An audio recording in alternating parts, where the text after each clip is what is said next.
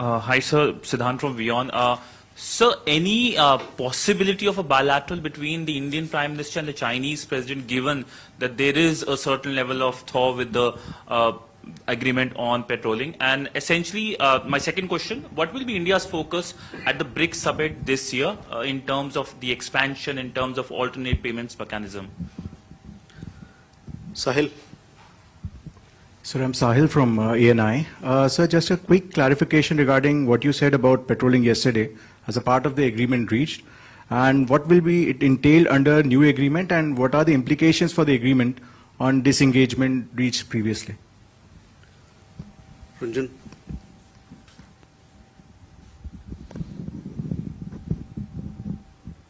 Ranjan Sharma, RT. My question is about the bilateral between the Indian Prime Minister and the Russian President. Was Ukraine discussed at all as a follow-up of Prime Minister's last visit, as it suggested that India sought to be a peacemaker? Any developments there? Vishal. Sir, मैं विशाल पांडे हूं ABP news से। मेरा सवाल ये है कि क्या 2020 से पहले की जो स्थिति एलएसी पर थी उसी पर लौटने की सहमति बन चुकी है, और क्या कल भारत के प्रधानमंत्री और चीन के राष्ट्रपति के बीच द्विपक्षीय मुलाकात होगी? We'll come back to the question. Okay. Let me take. Siddhant, yes, I can. Sorry. Yeah, I can confirm that there will be a bilateral meeting held between Prime Minister Modi and President Xi Jinping tomorrow, 23rd of October, on the sidelines of the BRICS summit. The exact time and other logistics are being worked out, but the meeting will take place tomorrow. Let me address Runjun's question about the subject of Ukraine in the meeting between Prime Minister and President Putin. As I said, there was a considerable amount of discussion on this subject. The Prime Minister reiterated his views and his understanding that war and conflict would not solve or yield any solutions. The battlefield would not yield any solutions. There was a need for direct engagement between the parties most directly involved in the conflict, but also that India stood ready to aid and assist in any manner possible. It is in this context that starting from the Prime Minister's visit to Moscow in July this year, subsequently going on to his visit to Kyiv in August this year, his engagement with the leadership of both countries, as well as other regional powers and other countries that are interested in it, the involvement of the National Security Advisor, who briefed the President of Russia during his visit to St. Petersburg. All of these are, and most recently, I may have mentioned the Prime Minister's meeting with President Zelensky on the sidelines of the UNGA in New York. All of these signify India's attempt to continue to remain in touch with key actors, key interlocutors, and gauge the possibility of finding a peaceful path to end the conflict, and also perhaps look for alternative approaches that may not currently be on the table or may not be currently under examination by the two parties. I think we will continue to stay in touch with all parties, given that we are amongst the few interlocutors that have the comfort and the ability to speak on all sides, or speak with actors on all sides of the conflict. And as I may have said earlier, the President Putin appreciated the role that India was playing, and promised to stay in close touch with Prime Minister in connection with India's efforts.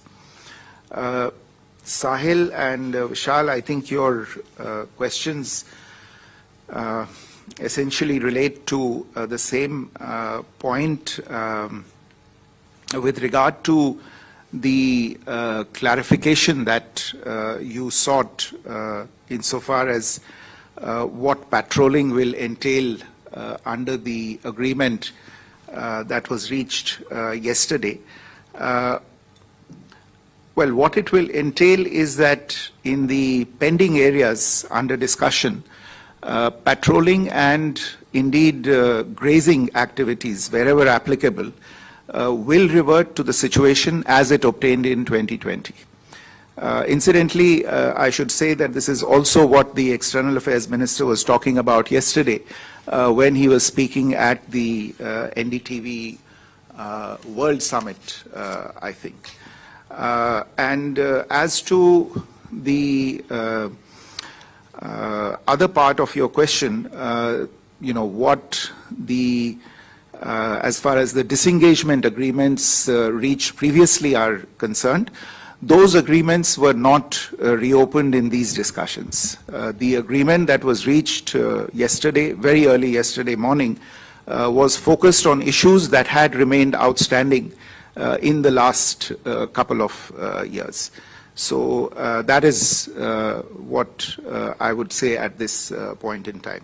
विशाल, ये आपके सवाल का, आपके प्रश्न का भी उत्तर इसमें है. जैसे मैंने कहा कि जो आपने सवाल पूछा था कि पेट्रोलिंग पे जो समझौता कल हुआ है उसके माने क्या है, तो उसके माने ये हैं कि जो कुछ सवाल रह गए थे जिनके बारे में पिछले 2 साल से बातचीत चल रही थी, तो वहां पे पेट्रोलिंग और ग्रेजिंग जहां पे भी वो लागू हो, तो वो वाली जो स्थिति है वो 2020 की स्थिति वहां पे बहाल हो जाएगी. और मैं ये भी कह रहा था कि कल जब विदेश मंत्री एनडीटीवी वर्ल्ड समिट के मौके पे बोल रहे थे तो उनका तात्पर्य भी इसी से था. और जो मेरे ख्याल से साहिल का प्रश्न था ये भी कि जो पहले अग्रीमेंट्स हुई हैं उस पे क्या असर पड़ेगा कल की अग्रीमेंट का, तो जो पहले की अग्रीमेंट्स है उसके बारे में इन जो अभी चर्चा समाप्त हुई है उसमें पहले की अग्रीमेंट्स को फिर से हमने खोला नहीं. ये चर्चा जो थी ये पेंडिंग अग्रीमेंट्स पे जो आउटस्टैंडिंग इश्यूज थे उनको लेके थी.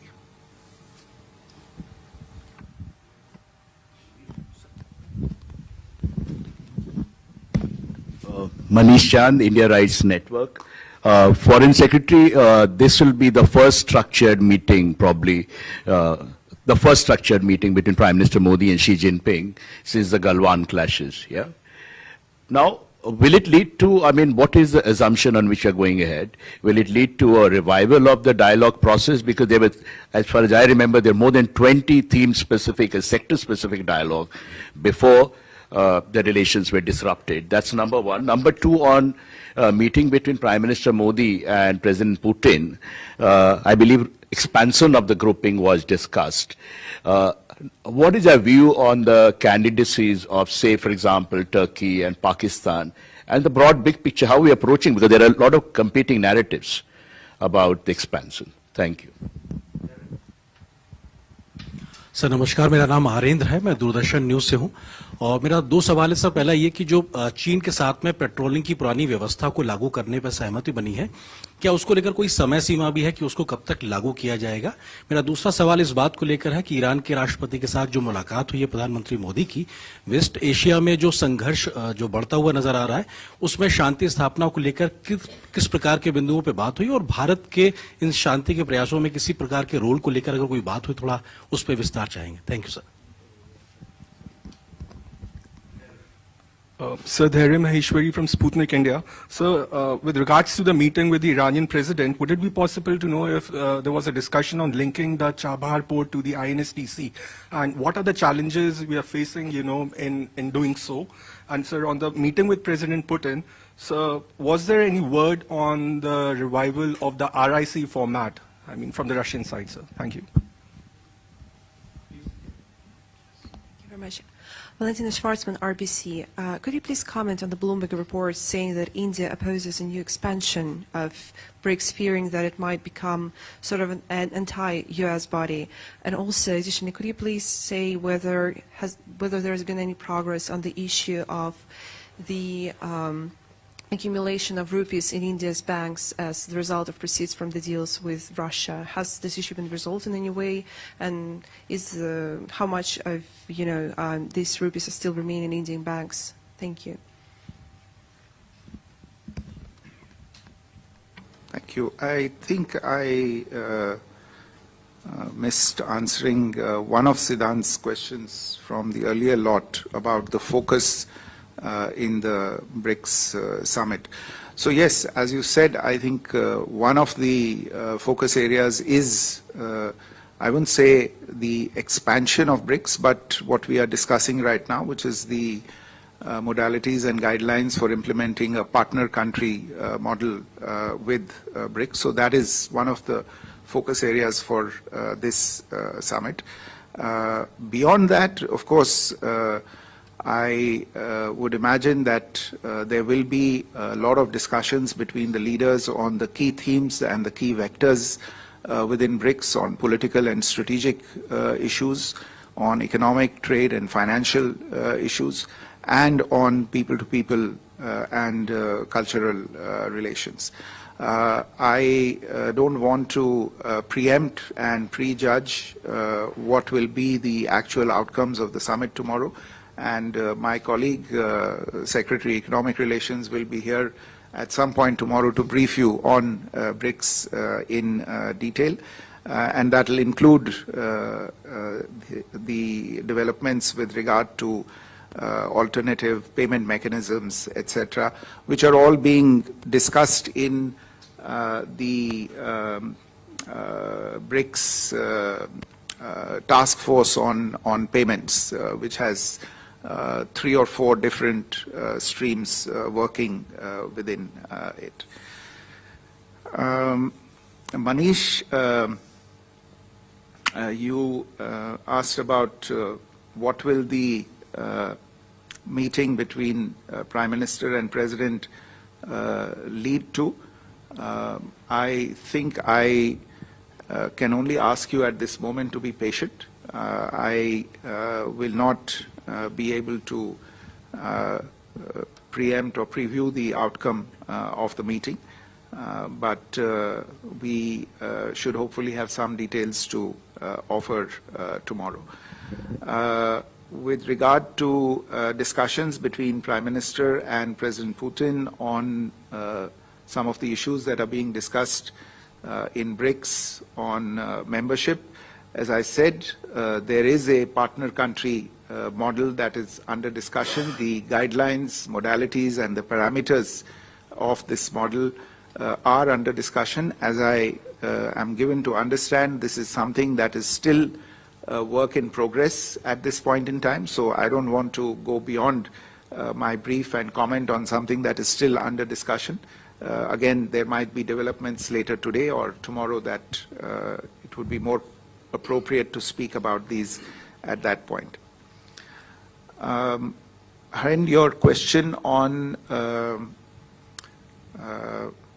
आपने पूछा था कि इसमें कोई टाइम लिमिट है क्या जो समझौता हुआ है. समझौते के कई पहलू हैं.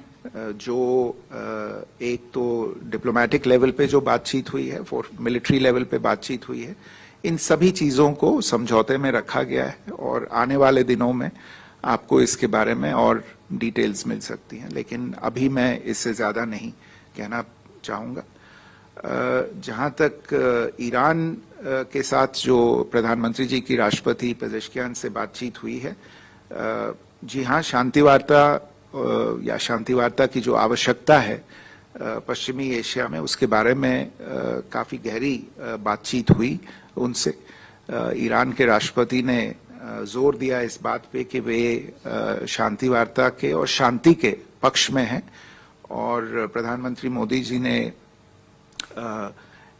उनसे कहा कि भारत हमेशा से शांति चाहता आ रहा है और चूंकि भारत की इस क्षेत्र में जितने देश हैं और उन्होंने 6-7 देशों के नाम गिनाए और उनके लीडर्स के साथ जो उनकी बातचीत हुई है उसके बारे में थोड़ा उन्होंने ब्यौरा दिया और बताया कि कैसे वो शांति वार्ता के पक्ष में सभी लीडर्स से बातचीत समय समय पे करते आ रहे हैं और भारत एक तरह से ये भूमिका कई साल से निभाता आ रहा है और आगे भी निभाएगा. Dhari, your question on linking Chabahar and INSTC, yes, this has been something that has been a subject of discussion for some time. There are certain logistical issues involved in it, but I don't think that as a principle there is any question about the utility and the value that would be derived by linking Chabahar to the INSTC. It is something that we have discussed with a number of interlocutors, but there are certain logistics and infrastructure issues that are involved in this. Having earlier this year signed the main contract on Chabahar between Iran and India, I would imagine that movement towards this objective would be possible in the not too distant future. Your second question on the revival of Russia, India, China trilateral in the meeting with President Putin, no, this did not come up in today's meeting. I think there was a question on, if I got you correctly, that there is an impression that India opposes BRICS expansion. I think that is a completely misplaced and erroneous impression. Last year, when BRICS was expanded, we were very much in the middle of that exercise and very, very closely involved in that exercise.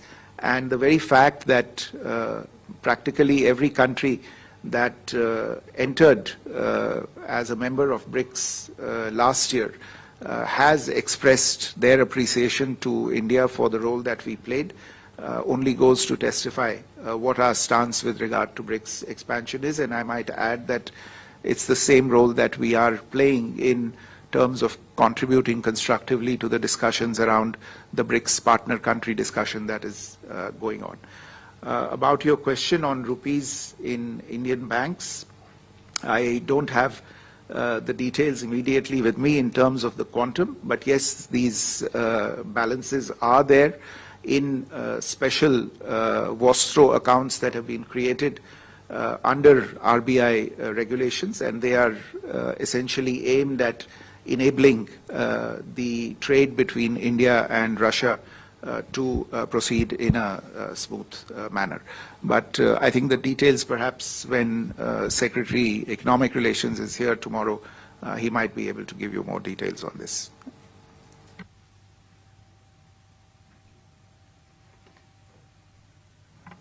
We had a question there. Yeah, please. Foreign Secretary, my name is Pavel Tsukanov. I'm from the Russian TASS news agency. Recently, the BRICS pay mechanism was introduced. In this regard, my question is, 1, can it be considered a viable alternative to the SWIFT interbank messaging system? 2, will India participate in this initiative? And if so, do you believe it could soon facilitate settlements in bilateral trade, such as for energy resources? Thank you. Gaurav? Sir नमस्कार, मेरा नाम गौरव सावंत है. I work for India today and आज तक.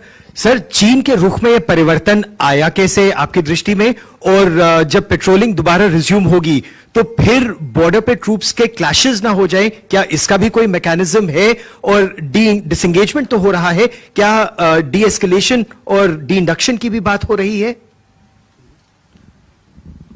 Kazan, you had a question? No. Sir. So, to your question on, if I got you correctly, spoke about